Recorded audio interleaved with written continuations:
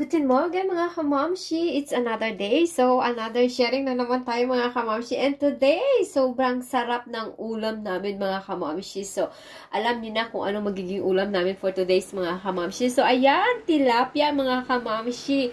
So, ilagay na natin yung ating kamatis. So, malinis na po yung kamay ko. And yung ating sibuyas. Tapos, yung ating garlic. So, wala kasi akong luya. So, powder na lang yung gagamitin ko later mga kamamshi. And, sorry na agad, yung aking voice is may ubo na naman ako at sipon mga kamamshi.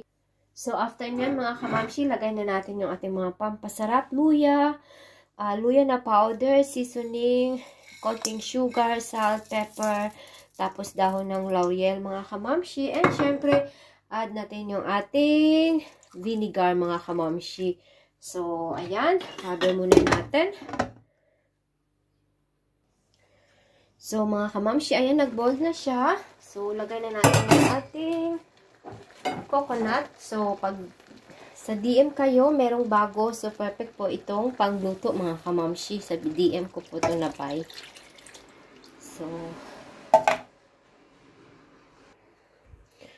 So, ganyan lang muna natin. And then, cover natin syempre mga kamamshi uli.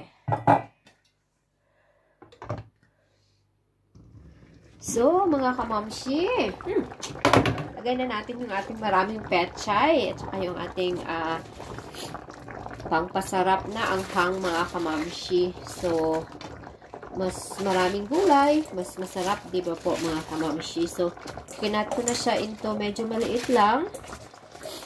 So, ganyan. Tapos, add natin yung ating another one can na coconut.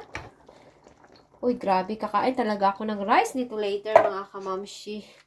Bahala na yung diet na yan.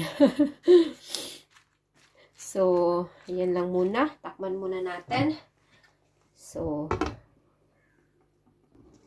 mga kamamshi, mag-crave din kayo pag nakita nito. Grabe. So, ayan na po yung ating masarap na ulam mga kamamshi. So, later ko na i-flex kung ilang taon na ba akong hindi nakakain nitong tilapia na to. So, kahapon, nagpunta ako ng Kaufland. So, hay nako mga kamamshi, meron din palang ganitong tinda sa Kaufland. So, ayan, sarap-sarap mga kamamshi, diba? Ay, Diyos ko Lord.